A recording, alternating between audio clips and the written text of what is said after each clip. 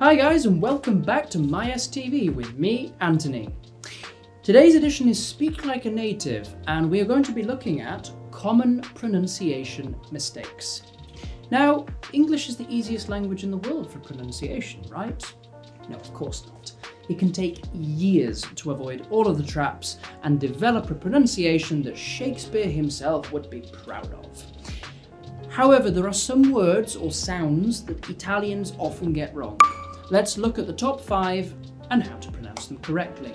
Now, while you're doing this, I recommend practicing this in front of a mirror after the video and pay attention to the position and shape of your lips and the muscles of your mouth.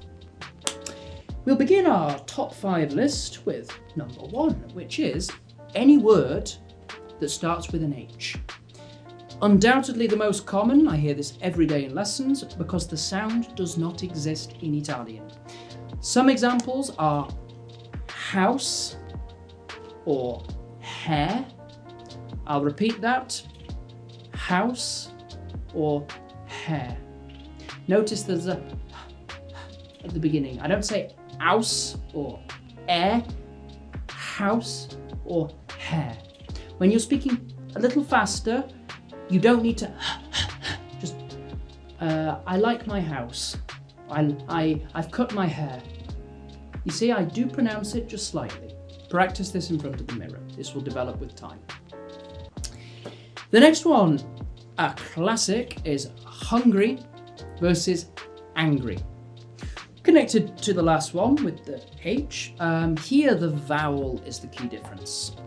In hungry, it is more closed. Hungry. In the other one, this time it is open. Angry. Angry. The difference is the positioning of the lips. Pay attention to the corners of your lips here. Hungry. Angry. Hungry. Angry. So for the first one, keep the lips fairly rigid, fairly closed, whereas with the second one, open the lips wide. Allow the air to come out and it will change the sound of your vowel.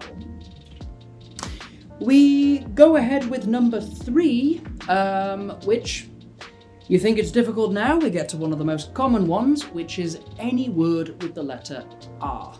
Now this is another famous example because in English we don't roll the letter R like you do in Italian.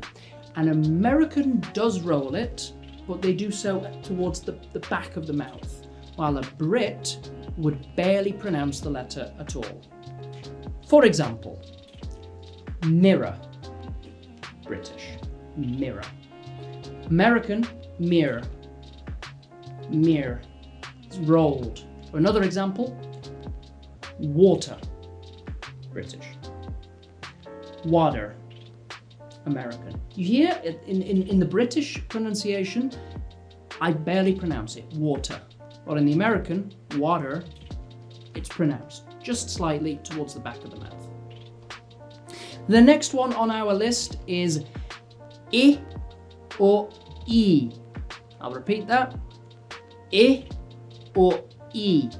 This is often an amusing error because there are a whole catalogue of words which have this difference in them. 2 examples are heat and hit. Another time. Heat, open, and hit, closed. The difference is always open and closed vowels. It's just the length of the sound that is the important thing here. Do you have problems with this? If you do, let us know in the comments. We are curious to read some of the stories. But yes, it's all about the control of the vowels. This can be practiced in front of the mirror and also by watching a lot of British and American TV. Notice the differences. And when you watch TV, copy people. Copy them. People living in your house or your roommates or flatmates might think you're crazy, but it will help your English. The next one is the classic th. You love this one, don't you? This is probably the most common on this list, to be honest with you, and it is a sound that is unique to English. Really, there are two forms. We have a hard th, like think, I think, and a soft one, as in though. I'll do that again. Think, which is hard, though, which is soft. On the first one, think, what I do is I put my tongue like this, and I almost blow air for a fraction of a second through the gap in my teeth. I look ridiculous doing this on camera, but whatever. Think. The second one, you don't blow for the same amount of time. The.